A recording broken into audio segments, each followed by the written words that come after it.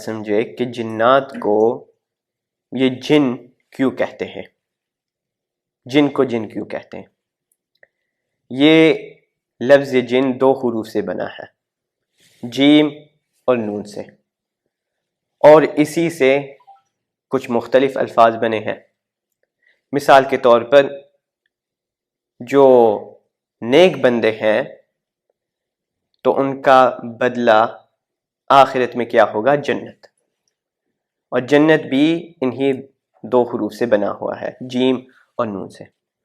تو جنت کو جنت اس وجہ سے کہتے ہیں کہ ایک ایسی جگہ ہے، ایک ایسا بدلہ ہے جو فی الحال ہماری نظروں سے غائب ہے، چھپا ہوا ہے۔ اور اسی سے آپ صلی اللہ علیہ وسلم کی حدیث ہے کہ اللہ رب العزت فرماتے ہیں کہ میں نے اپنے نیک بندوں کے لیے ایک ایسی جنت تیار کی ہے اور ایسے نعمتیں تیار کی ہے جو نہ کسی آنکھ نے دیکھی ہے اور نہ کسی کان نے سنی ہے، بلکہ کسی انسان کے دل میں وہ خیالات بھی گزرے ہی نہیں ہیں، اس کے علاوہ جو اللہ سبحانہ و تعالیٰ نے تمہیں بتایا ہے کہ جنت یہ ہے، تمہیں یہ ملے گا۔ اس کے علاوہ اتنی اتنی نعمتیں ہیں کہ انسان سوچ ہی نہیں سکتا، اللہ سبحانہ و تعالیٰ فرماتے ہیں۔ تو جنت ایسی جگہ ہے جو فی الحال ہماری آنکھ سے غائب ہے۔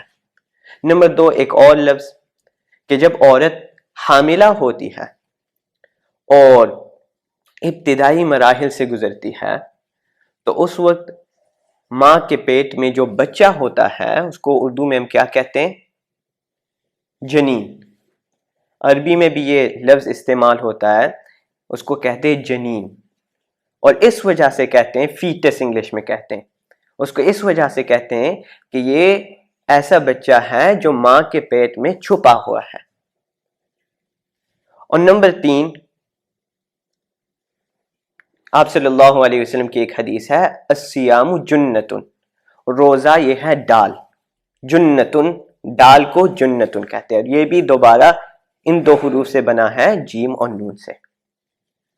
اور ڈال کو جنہ اس وجہ سے کہا گیا کہ ڈال سے آدمی اپنے آپ کو چھپاتا ہے، اپنے چہرے کو بچاتا ہے، لوگوں کے تیر سے اپنے آپ کو بچاتا ہے۔ چنانچہ جنات کو جن اس وجہ سے کہتے ہیں کہ یہ ایسی مخلوق ہے جو ہماری یعنی انسانوں کی نظروں سے چھپی اور چھپائی ہوئی ہے، اس وجہ سے اس مخلوق کو جنات کہتے ہیں۔ پھر اس کے بعد یہ سمجھے کہ اللہ سبحانہ و تعالیٰ کی 3 طرح کی مخلوق ہے۔ نمبر 1 ملائکہ یعنی فرشتے، نمبر 2 جنات، اور نمبر 3 حضرت انسان۔ ان میں سے سب سے پہلے اللہ سبحانہ و تعالیٰ نے کس کو پیدا کیا؟ وہ ہے فرشتے۔ سب سے پہلے اللہ سبحانہ و تعالیٰ نے فرشتوں کو پیدا کیا، بلکہ بعض علماء حضرات فرماتے ہیں کہ زمین اور آسمان کی تخلیق سے پہلے بھی اللہ سبحانہ و تعالیٰ نے فرشتوں کو پیدا کیا تھا۔ اللہ سبحانہ و تعالیٰ قرآن کریم میں فرماتے ہیں کہ وَلَقَدْ خَلَقْنَا السَّمَاوَاتِ وَالْأَرْضَ وَمَا بَيْنَهُمَا فِي 6 أَيَّامٍ وَمَا مَسَّنَا مِن لُغُوبٍ، کہ یقیناً ہم نے آسمان اور زمین کو اور ان چیزوں کو جو ان کے درمیان ہے، ہم نے ان کو 6 دنوں میں پیدا کیا اور ہمیں کچھ بھی تھکاوٹ نہیں پہنچی، کچھ بھی تھکاوٹ نہیں۔ اب اس آیت کے ذیل حضرات مفسرین یہ فرماتے ہیں کہ بلا شک و شبہ اللہ سبحانہ و تعالیٰ اس بات پر قادر تھے کہ زمین و آسمان کو ایک دن میں نہیں، ایک گھنٹے میں نہیں، ایک منٹ میں نہیں، بلکہ ایک لمحے میں اور اس سے کم میں بھی اگر پیدا کرنا چاہتے تو پیدا کر سکتے تھے۔ صرف کہنا ہوتا کن ہو جا اور زمین وجود میں آ جاتی، آسمان وجود میں آ جاتا۔ لیکن اس کے باوجود اللہ سبحانہ و تعالیٰ نے 6 دنوں میں آسمان اور زمین کو پیدا کیا۔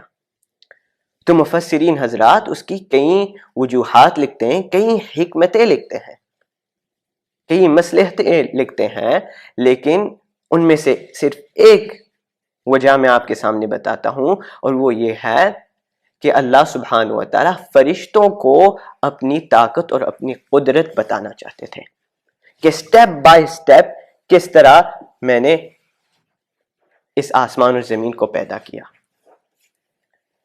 کبھی ایسا ہوتا ہے مثال کے طور پر کہ آپ کے سامنے کوئی گاڑی ہو، فراری کی گاڑی ہو، آپ دیکھیں گے بہت اچھی لگے گی آپ کو، بہت تیز گاڑی ہے، لیکن جب آپ باقاعدہ فیکٹری میں جائیں گے اور آپ دیکھیں گے کہ ٹائر اس طرح بنتا ہے، آپ دیکھیں گے کہ اس کا انجن کس طرح بنتا ہے، آپ دیکھیں گے کہ اس کا جو باڈی ہے وہ کس طرح بنتا ہے، تو اس وقت اس گاڑی کی جو عظمت ہے دل میں بیٹھے گی، اس وقت اس بنانے والے کی جو ہوشیاری ہے، جو عقل مندی ہے، اس وقت آپ کو احساس ہوگا جب آپ دیکھیں گے کہ یہ گاڑی کس طرح بنتی ہے۔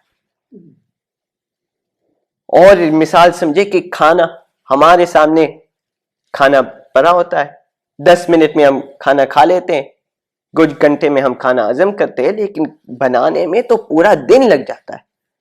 کبھی ہم کچن میں جائے تو دیکھیں کہ بیگم صاحبہ کتنی محنت کرتی ہے، گوشت کو کاٹنا، پکانا، سبزی کو کاٹنا، مسالہ ملانا، تو جب آپ کچن میں جائیں گے اس وقت احساس ہوگا۔ تو اللہ سبحانہ و تعالیٰ سٹیپ بائی سٹیپ فرشتوں کو بتانا چاہتے تھے اپنی طاقت اور قدرت کو، تو معلوم ہوا کہ فرشتے ان 3 مخلوق میں سے سب سے پہلے پیدا ہوئے، جنات سے پہلے اور انسان سے پہلے۔ پھر ملائکہ کس سے بنے ہیں؟ تو حضرت عائشہ رضی اللہ عنہا راوی ہے، مسلم شریف کی روایت ہے، فرماتی ہے کہ رسول اللہ صلی اللہ علیہ وسلم نے فرمایا خلقت الملائکۃ من نور وخلق الجان من مارج من نار وخلق آدم مما وصف لكم او کما قال علیہ الصلاۃ والسلام، کہ ملائکہ جو ہے، فرشتے جو ہے، وہ نور سے پیدا ہوئے ہیں، نور سے بنائے گئے ہیں، اور جنات جو ہے من مارج من نار، وہ آگ کی لپٹ سے بنائے گئے ہیں، آگ کے جو فلیم ہے اس کی جو کنارہ ہے اس سے بنے ہوئے ہیں۔ اور آدم علیہ السلام، اور ایک روایت میں بنو آدم، آدم علیہ السلام کے بیٹے ان چیزوں سے بنے ہیں جو پہلے تمہیں بتایا گیا ہے، تمہارے سامنے بیان کیا گیا ہے۔ تو ملائکہ پیدا ہوئے ہیں نور سے، نمبر 2۔ نمبر 3، ملائکہ جو ہے وہ مکلف نہیں ہے۔ مکلف یعنی قیامت کے دن ان سے حساب کتاب نہیں لیا جائے گا۔ کیوں؟ کیونکہ اللہ سبحانہ و تعالیٰ نے ان کو اختیار ہی نہیں دیا، فری ول ہی نہیں دیا، کسی کام کے کرنے میں اور نہ کرنے میں ان کو اختیار ہی نہیں، اور اسی وجہ سے گناہ کا ارتکاب ان کے لیے ناممکن ہے۔ اللہ سبحانہ و تعالیٰ قرآن کریم کے کئی جگہ میں اللہ سبحانہ و تعالیٰ فرماتے ہیں فرشتے کے حق میں، اور فرشتے کے متعلق اللہ سبحانہ و تعالیٰ ایک جگہ میں فرماتے ہیں لا يسبقونه بالقول وهم بأمره يعملون، کہ فرشتے اللہ سبحانہ و تعالیٰ سے پہلے بات کرنے میں سبقت نہیں کر سکتے، وهم بأمره يعملون، اور اللہ سبحانہ و تعالیٰ جیسے ان کو حکم دیتے ہیں وہ اس حکم کو پورا کر لیتے ہیں۔ لا يعصون الله ما امرهم ويفعلون ما يؤمرون، وہ اللہ سبحانہ و تعالیٰ کی نافرمانی نہیں کرتے ان باتوں میں جو انہیں حکم دیا جاتا ہے۔ ایک جگہ میں اللہ سبحانہ و تعالیٰ فرماتے ہیں کہ اللہ سبحانہ و تعالیٰ کے پاس جو فرشتے ہوتے ہیں وہ اللہ سبحانہ و تعالیٰ کی عبادت سے تکبر نہیں کرتے، اور وہ پورا رات دن اللہ سبحانہ و تعالیٰ کی تسبیح میں رہتے ہیں۔ ایک آدمی نے ایک مرتبہ حضرت کعب ابن احبار سے پوچھا تھا کہ اللہ سبحانہ و تعالیٰ تو قرآن کریم میں فرماتے ہیں کہ فرشتے جو ہیں وہ تو رات دن تسبیح کرتے رہتے ہیں، تو کیا اس کا مطلب یہ ہے کہ وہ کوئی دوسرا کام نہیں کرتے؟ کیا ان کے لیے کوئی اور مشغلہ نہیں ہے، کوئی اور کام نہیں ہے تسبیح کے علاوہ؟ ہم نے تو سنا یہ ہے کہ کچھ ایسے فرشتے ہیں جو ہمارا نام اعمال لکھتے ہیں، کچھ ایسے فرشتے ہیں جو تقدیر لکھتے ہیں، لیکن اللہ سبحانہ و تعالیٰ فرماتے ہیں کہ یسبحون اللیل والنہار لا یفترون، رات دن وہ تسبیح کرتے رہتے ہیں، ان کو سستی نہیں آتی، تھکتے نہیں۔ تو حضرت کعب نے ان کو سمجھایا کہ کیا تمہیں سانس لینے سے کوئی چیز روکتی ہے؟ کیا تمہارا کوئی اور کام ہے سانس لینے کے علاوہ؟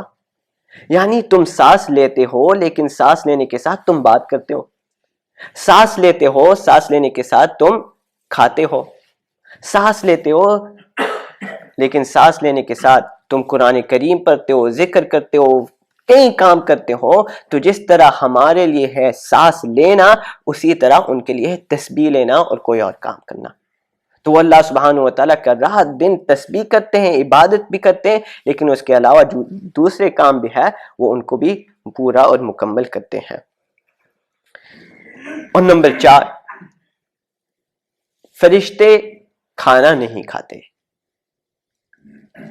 نہ کوئی چیز پیتے ہیں۔ قرآن کریم میں ایک واقعہ ہے کہ ایک مرتبہ ابراہیم علیہ السلام کے پاس کچھ آدمی آئے تھے اور باہر سے آئے تھے، تو ابراہیم علیہ السلام نے ان کی مہمان نوازی کی تھی، اور ابراہیم علیہ السلام نے ان کے ساتھ کچھ بات کی اور پھر اپنے گھر والے کی طرف جلدی بھاگے، کچھ کھانا پکاؤ، اور بنا ہوا بچڑا پیش کیا گیا، باربیکیو چکن، ان کے سامنے باربیکیو چکن دیا۔ اب ابراہیم علیہ السلام دیکھتے کہ ان کے سامنے تو کھانا پیش کیا ہوا ہے لیکن وہ کھا نہیں رہے۔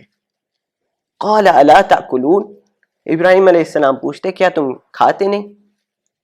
لا تصلوا الیہ، دیکھتے ہیں کہ ان کے ہاتھ اس کھانے کی طرف پہنچتا نہیں، اور پھر بھی نہیں کھا رہے۔ پھر ابراہیم علیہ السلام کو کچھ خوف محسوس ہوا، کیونکہ اس زمانے میں رواج یہ تھا کہ اگر میزبان کچھ کھانا پیش کرے اور مہمان کھانا نہ کھائے تو یہ اس بات کی علامت ہے کہ جو آدمی سامنے ہے وہ تمہارا دشمن ہے، یا وہ کوئی چور ہے، یا کوئی نہ کوئی برا ارادہ اس کا ہے۔ چنانچہ ابراہیم علیہ السلام کچھ خوف زدہ ہوئے، کچھ خوف محسوس کیا، اور خوف کے علامات ان کے چہرے پر ظاہر ہوئے تھے کہ وہ لوگ جو تھے انہوں نے کہا لا تخف، آپ خوف مت کریں۔ کیوں؟ کیونکہ ہم نہ کوئی چور ہے، نہ ہم آپ کے دشمن ہیں، بلکہ ہم تو اللہ رب العزت کے بھیجے ہوئے فرشتے ہیں، ہم انسانی شکل میں آئے ہیں اور ہم کسی دوسرے مقصد کے لیے آئے ہیں۔ انا ارسلنا الی قوم لوط۔ تو معلوم ہوا کہ فرشتے جو ہے وہ کھانا نہیں کھاتے۔ یہ تھا بیسک تعریف فرشتوں کے بارے